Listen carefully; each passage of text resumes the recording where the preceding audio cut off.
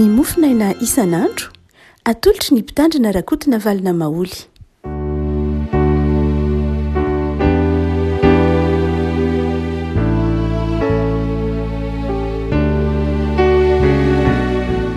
fanaraba tsika revako malanatra telaka misy fa 5 volana aprily ity ny mofinaina izay voalahatra ao antsika dia ny filazan-tsaramasina araka ny lioka toko fa 110, andiny fa 7 ka hatramin'ny fa 9. Lioka toko fa 110, andiny fa 7 ka hatramin'ny fa 9 amin'ny anaran'i Jesosy. Tsy misy olona mandrehitra jiro ka mametraka azy ao an-davaka na ao ambanin'ny vata famarana fa apetrany eo amin'ny fanaovan-jiro izy mba hitan'izay miditra ny mazava. Ny masonao no jiro ny tena, ko raha tsara ny masonao dia mazava ny tenanao rehetra, fa raha ratsy izy dia maizina koa ny tenanao. Koa tandremo fandrao maizina ny mazava izay ao anatinao. Ary amin'izany raha mazava ny tenanao rehetra dia ka tsy misy maizina dia hazava avokoa izy rehetra, tahaka ny jiro raha mirehitra tsara ka manazava anao.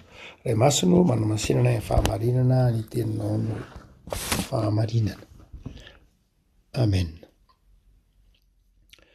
Mamanapahana mikasika ny momba ny mazava isika amin'ity volana aprily ity, moa efa herinandro latsaka kely sisa dia mamarana ny volana aprily isika dia ny loha hevitra meny sampona sekolady atsika ho vavahantsika dia mikasika ny mazava, mikasika n'Andriamanitra mazava, ny fahazavan'Andriamanitra.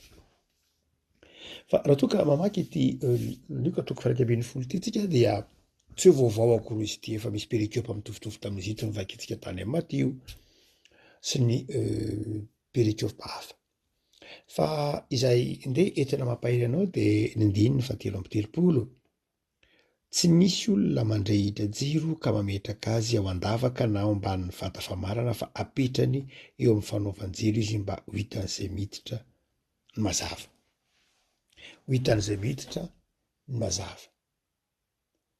Tsy ny jiro akory no hitan'izay miditra fa ny mazava be io. Izany hoe apetrao eo amin'ny toerana tokony isy azy ny jiro, fa aza tao any an-davaka na aza tao any ambanin'ny vata famarana mba ho hitan'ny olona lay mazava. Tsy ilay jiro akory no mamaika ny olona hita azy fa ny mazava. Ndraindray raha tsy hita akory ilay jiro, ilay hazavana no hita fa tsy ilay jiro mazava ho azy. Raha ohatra ka misy hazavana tonga ao amin'ny trano anankiray ianao ka misy olona mandrehitra jiro dia mety ho tsy tadidinao akory hoe inona moa zany ilay jiro, ilay nany hazavana tao amin'ilay trano tao, lustre ve sa globe ve sa aplika ve sa inona, mety tsy ho hitanao akory zany. Rehefa mamangy olo ianao ka hoe mindrehitra jiro fa zao mazava ny tsapanao. Fa rehefa tsy eo zay dia hoe maizina ny tao. Dia eto zany dia mazava ny tenin'i Jesosy. Mazava ny tenin'i Jesosy manao hoe apetrao ny jiro eo amin'ny toerana tokony isy azy. Aza saronana ny jiro. Ny jiro izay naira moa amin'ny teny hebreo, lampe zany amin'ny teny frantsay, na atao hoe luknos amin'ny teny grika. Aty amin'ny testamenta rehefa dia luknos nampiasaina zany hoe lampe. Samihafa amin'ny torche, samihafa amin'ny luknos, samihafa ny torche izay raisina amin'ilay hoe filitsiny 5 mendarasy filitsiny 5 metatra, tsy luknos loatra fa karazan-drazana lampy ihany izy ireny. Fa eto zany dia ny lampe na ny jiro luknos no resahana eto. Raha toa ka mametra-panontaniana isika ao amin'ny soratra masina, inona moa no tena inona no atao hoe jiro? Iza no arina amin'ny jiro? Raha ohatra ka mamaky ny Samuela 2, toko 2, andiny fa 7, na ny Apokalipsy toko 2, andiny fa 5, dia Andriamanitra no tondroina ho jiro koa. Andriamanitra no jiro. Ao amin'ny Apokalipsy toko 2, andiny fa 7 dia ilay zanak'ondrin'Andriamanitra koa dia tondroina ho jiro. Zany hoe raha raisina zany ilay fanoharan'i Jesosy eto dia ny jiro dia azo atao voalohany indrindra hoe Andriamanitra. Andriamanitra ilay manome fahazavana, Jesosy ilay manome fahazavana, Andriamanitra ilay oharina amin'ny hoe jiro. Teo amin'ny tokantrano jiosy tamin'ny fotoan'andro dia ny jiro dia ampirehetina amin'ny alina. Ny karazana ohatran'ny jiro kely iny izay misy menaka oliva moa izy tsy nafantatra ny soja na ny menaka d'huile coco na ny pétrole akory aza mazava ho azy, fa ny menaka oliva no atao fandrehitra tamin'ny andron'ny jiosy, fihinana koa izy fa fandrehitra. Iny lay atao anatin'ilay jiro, iny zany lay solika iny, lay menaka oliva iny dia mirehitra mandra-parainan'ny andro ny jiro tamin'ny jiosy. Ny jiro zany tsy hoe maty jiro ny olona matory, fa ny jiosy amin'ny alina dia mirehitra jiro, matory amin'ny alina dia mirehitra jiro. Dia izay no mahatonga ny hoe Andriamanitra no oharina amin'ilay jiro mirehitra ao amin'ny alina ao amin'ny tokantrano iny. Ary izay mahatonga ny hoe mifanohitra ilay maizina sy ilay mazava, satria maizina ny ivelan'ny tokantrano dia maizina any dia any ny jiolahy no mikaretsaka, fa ny trano kosa mirehitra ny jiro dia mazava. Andriamanitra zany no oharina amin'ny jiro. Dia eo zany raha raisintsika raha hoe aza atao Andriamanitra ao anatin'ny tokantrano, aza atao any ambany vata famarana. Andriamanitra na Jesosy aza atao any anaty lavaka.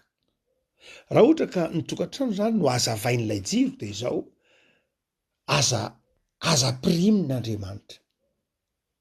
Ao anatin'ny tokantrano eny Andriamanitra, fa avelao izy anazava zay ny dikany. Ao anatin'ny trano ihany Andriamanitra, fa indraindray sarona ny olona mivata famarana, indraindray ataon'ny olona ny anaty lavaka, nefa ao an-trano ihany izy. Ina dikan'izany misy fotoana indraindray ny hoe Andriamanitra ao an-trano ao anatin'ny tokantrano, satria le tokantrano hamasinina, satria le tokantrano kristianina, satria le tokantrano mpinina ao anatiny dia izao ao Andriamanitra. Saingy izao saronan'ny olona vata famarana izy ao anatin'le tokantrano, na koa atao anaty lavaka izy. Dia izao tsy mitondra hazavana izy, tsy mitondra na inona, tsy hoe tsy izy ny tsy mazava, tsy hoe ny hazavana ny tsy misy, fa ny olona ny manarona azy ao anatin'ilay tokantrano. Roviana ny tokantrano ara no manao an'Andriamanitra ao anatin'ny vata famarana.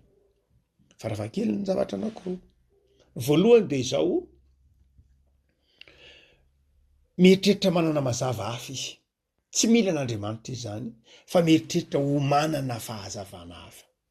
Andriamanitra foana, saingy izao tsy ilainy ny fahazavan'Andriamanitra, fa fahazavana hafa no heverino fahazavana. Mazava ho azy, mety ny vola no heverino fahazavana, mety ny fahefana no heverino fahazavana, mety ny tena no heverino fahazavana.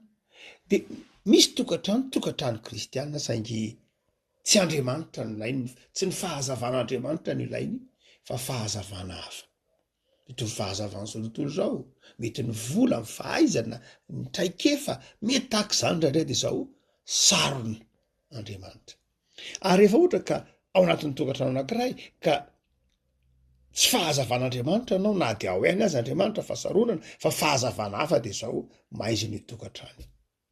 Ary ny farany dia izao tsy maintsy iraparapa ny olona ao anatiny ao, hifandona amin'ny entana, hifandona amin'ny olona samy olona, tsy ahitany varavarana ivoahana, tsy ahitany ny toerana izay tokony hipetrahana tahaka izany. Ny dikan'izany dia izao korontana, chaos, satria tsy mila ilay fahazavan'Andriamanitra, satria tsy ny fahazavan'Andriamanitra manjaka amin'ilay tokantrano dia mazava ho azy chaos no korontana, tsisy endrika, tsy milamina, fifanaritaka, satria tsy ao ilay fahazavan'Andriamanitra. Hotsika manao hoe oharina amin'ny tokantrano ny fiainan'ny olona. Andriamanitra ilay mazava, satria ny tokantrano jiosy dia mila hazavana mandrakariva. Avelao Andriamanitra, hoy Jesosy, avelao Andriamanitra, apetrao eo amin'ny toerana tokony hisy azy izy eo amin'ny tokantranonao. Dia izao milamina io, milamina amin'ny lafiny hoe mahay manavaka ianao, satria rehefa eo ny hazavana dia fantatra hoe ty latabatra, ty sotrobe, ty fatapera sy ny sisa, dia hainao ny mandamina an'izany, afaka mandamina ianao. Tsy ilay hazavana akory ny mandamina ny sisa sy ny latabatra, tsy ilay hazavana ny mahatonga ny laoka sy ny vary ho masaka, fa ilay hazavana ny manampy anao handamina ny zavatra rehetra. Ho zany dia izao avelao Andriamanitra anjaka amin'ny tokantranonao, avelao Andriamanitra anjaka hipetraka eo amin'ny toerana tokony isy azy, de fantatrao ny zavatra tokony ataonao, fantatrao ny zavatra miandry anao, fantatrao ny ezaka tokony ataonao. Fa ny faharoa de zao koa, roviana ilay Andriamanitra nataon'ny olona ao anatin'le vata famarana rehefa anatin'ny tokantrano. Inona ny dikany hoe atao anatin'ny vata famarana Andriamanitra? Vitsika voalohany teo hoe tsy mila ny fahazavan'Andriamanitra izy. Fa ny faharoa zay dikany koa de izao, ferany koa Andriamanitra, ferany koa Andriamanitra, zany hoe ferany Andriamanitra amin'izay azon'Andriamanitra atao, feran'Andriamanitra amin'ny zavatra azon'Andriamanitra atao, zany hoe feran'ilay fahazavan'Andriamanitra voafetra amin'ny Andriamanitra. Ity ihany ny vitan'Andriamanitra, Andriamanitra zany tsy mahavonja, Andriamanitra zany tsy mahasitrana zany, Andriamanitra zany tsy azo, Andriamanitra tsy eny mivavaka, tsika mivavaka fa tsy maintsy miezaka koa, mivavaka fa tsy maintsy mba manao zay tokony atao koa, mivavaka fa tsy maintsy mba mihetsiketsika, mivavaka fa Andriamanitra tsy manampy zay tsy manampy ny tena, mivavaka fa tsy maintsy mba manao an'izao. Nefa lay vavaka tsy arahana finoana, feran'Andriamanitra, mivavaka ihany saingy zao vavaka tsy arahana finoana. Mampatsiaro an'ilay hira malaza tany amin'ny taona 2010 hoe vavaka miambamba, taona 2010, mivavaka miambamba, mivavaka ihany fa mivavaka tsy ao anatin'ny finoana. Hoe eny atao moa ty vavaka ty, fa Andriamanitra ve tsy rahalany tokony atao? Nefa ny fotoan'io vavaka tsy miandry valim-bavaka, vavaka tsy manantena valim-bavaka, vavaka tsy miandry fahatokinan'Andriamanitra, dia tahaka ny manao an'Andriamanitra ao anatin'ny vata famarana zany, mametra ny herin'Andriamanitra, manao hoe Andriamanitra eny ianao nge eo fa atao ahoana moa fa de mba mihetsiketsika koa Andriamanitra, tsy maintsy mba manao zay le hoe tsy mametraka an'Andriamanitra amin'ny tokony toerana misy azy. De nefa ran'zany de zao aizina ihany. Fa ny faharoa lehibe zay hotsika manao hoe amin'ny soratra masina, Andriamanitra oarina amin'ny jiro. Fa ny faharoa de zao koa, amin'ny soratra masina, Andriamanitra de oarina amin'ny ny hazavanana, ny jiro de oarina amin'ny tenin'Andriamanitra. Hitantsika ao amin'ny Salamy 8:1, fanilo ny tongotro na jiro ny tongotro ny teninao. Ohabolana 9:9, manazava koa jiro, manazava ny lalako, manazava ny teninao. Zany hoe raha ohatra ka oarina amin'ny tokantrano ihany ny fiainantsika, satria tsika mandray ohatra manao hoe ny jiro dia fanao ao anatin'ny tokantrano amin'ny alina. De eo zany Jesosy miteny manao hoe raha ohatra ka ny jiro oarina amin'ny tenin'Andriamanitra de izao, ny tokantrano, jiro ny tokantrano tsirairay zany ny tenin'Andriamanitra. De aza saronana zany ny tenin'Andriamanitra. Fa rehefa saronana ny tenin'Andriamanitra de maizina izy, maizina ilay tokantrano. Inona ny tokantrano zay mametraka ny tenin'Andriamanitra eo amin'ny toerana tokony isy azy? Le tenin'Andriamanitra nge eo ihany, misy baiboly ao, mentoroteny, mandeha mivavaka sy ny tahaka izany, le tenin'Andriamanitra zany ao ihany. Saingy zao saronan'ny olona izy, dia maizina ihany izy. Tokantrano zay mametraka ny tenin'Andriamanitra ho eo amboniny, eo amin'ny fitoeran-jiro, mametraka ny tenin'Andriamanitra amin'ny fitoeran-jiro. Inona ny dikany? Mametraka ny tenin'Andriamanitra ho eo amin'ny fitoeran-jiro ny tokantrano anankiray, zany hoe jiro manazava ny tenin'Andriamanitra. De izao ny voalohany, fiainan'ilay tenin'Andriamanitra, fiainany amin'ny lafiny hoe avelany asa ho baikony ny tenin'Andriamanitra ilay tokantrano.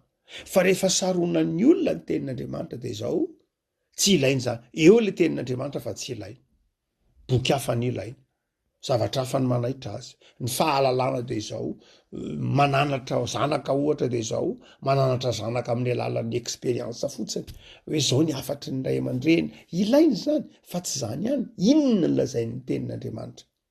Mifananatra ny mpivady, mifananatra ny fianakaviana, de mifananatra miainga ny tenin'Andriamanitra. Fa tsy mifananatra miainga amin'ny hoe zao ny lazain'ny Facebook, na zao ny hitako tary anatin'ny tambatsotra ohatr'izao, na za nahita tantaran'olona ohatr'izao to anatin'ny Facebook de zao no nataony, na za namaky ny gazety Keondrano na Midi Madagasikara de zao no tantarainy tao, na za namaky ny Paris Match de zao no hita tao. Tsy zay zany, zay tsy hoe tsy ilaina akory. tsy izay akory tsy hoe tsy ilainy ireny fa rehefa mifananatra sy ny fampahery dia miainga amin'ny tenin'Andriamanitra. Ahoana moa ny hevitr'Andriamanitra am'izao olana teantsika izao? Ahoana moa zany lazay ny sitrapon'Andriamanitra tokoa e? Raha mandalo an'izao olana izao tsika, raha mandalo an'izao zava-tsarotra izao tsika, raha mandalo an'izao tsy fitovikevitra izao tsika, ahoana moa zany lazay ny tenin'Andriamanitra tokoa raha izay ny dikany? Raha ohatra ka manjary fitahiny mandalo fitahiny tsika, raha ohatra ka men'Andriamanitra fahasoavana tsika, ahoana moa zany lazay ny tenin'Andriamanitra am'izao zavatra iainantsika izao? Zany hoe ny olona izay mametraka ny jiro eo ambonin'ny vata famarana dia tahaka ny olona ao anatin'ny tokantrano hoe ny tenin'Andriamanitra dia iainany, ampiasainy, sady ampiasainy ny tenin'Andriamanitra izy no mampiasa ny tenin'Andriamanitra ka manjary velona ilay tenin'Andriamanitra ao anatin'ilay tokantrano mifanaraka amin'ny tenin'Andriamanitra. Ary na inona olana ao anatin'ny tokantrano dia tsy misy tsy voavahan'ny filazantsara. Raha mbola tononona ho tokantrano kristianina io dia izao tokony tsy hisy olana tsy voavahan'ny filazantsara. Fa raha ohatra moa ilay olona tsy manaiko ampiasain'ny filazantsara intsony, izay indray zavatra hafa. Tsy ny filazantsara mihitsy ny diso, na tsy ny filazantsara ny tsy marina, fa ny olona ny tsy manaiko ampiasain'ny filazantsara.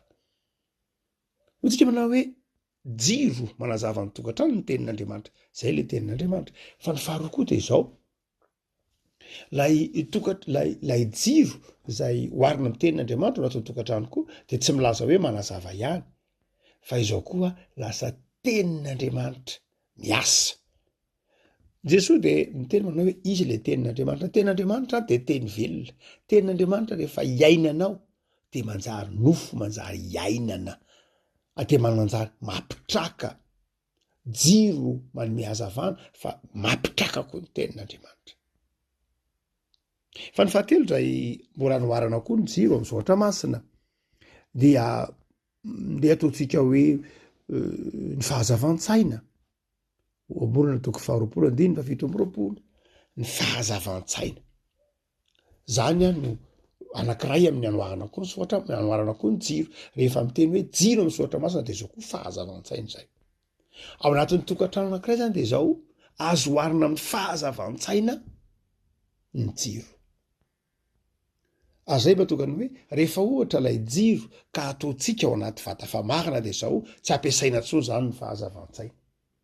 Rehefa tao anaty lavaka ilay fahazavan-tsaina dia izao manjary maizina ny olona. Ilainy ny tokantrano ny fahazavan-tsaina. Zay mahatonga antsika mampiana-janaka, zay mahatonga antsika mamaky boky, zay mahatonga antsika mandeha mihaino conférence na famelaberan-kevitra, zay mahatonga antsika mihaino toriteny, zay mahatonga antsika mihaino somantatra ny vaovao, satria ilaina ao anatin'ny fiainan'ny tokantrano, ilaina ao anatin'ny fiainan'ny olombelona ny fahazavan-tsaina. Fa rehefa ohatra ka afeninao ao anaty lavaka na ao anaty vata famahana ilay fahazavan-tsaina, satria jiro itsika fahazavan-tsaina dia jiro, dia izao manjary mihidy velona maizina ilay olona. Ary be dia be ny olona izay tsy mandeha araka ny fahazavan-tsaina, tsy ny fahazavan-tsaina intsony no mitondra azy, fa mety ny fihetseham-po fotsiny. Ilaina ny fihetseham-po, fa tsy ny fihetseham-po fotsiny ihany maha olona ny olona fa mila fahazavan-tsaina izy. Rehefa sarona ny vata famarana ny fahazavan-tsaina dia manjary olona tokantrano tery-saina, olona tery-saina, olona satria ilay vata famarana, ny dikany hoe vata famarana dia vata fandrefesana, vata fanidina zany, manidy, mandrefy, dia ny dikan'izany vata fitsarana zany. Ary dia manjary rehefa tsy eo ilay fahazavan-tsaina ao anatin'ilay tokantrano dia izao manjary tokantrano mifampitsara ny ao anatiny. Zany hoe lasa tsy eo ilay fahazavan-tsaina araka ny tokony ho izy dia olona mifampitsara ny ao, olona mifanameloka ny ao, olona mora mitsara, ary olona voafetra olona mora mametra olona. Zay ny dikany hoe vata famarana. Olona tsy mieritreritra fa tsy mifetra, olona baikoin'ny kady sy ny calcul, zay no mibaikoan'ilay saina. Satria tsy eo ilay fahazavan-tsaina dia manjary voafetra, andevozin'ny kajy mihitsy ary.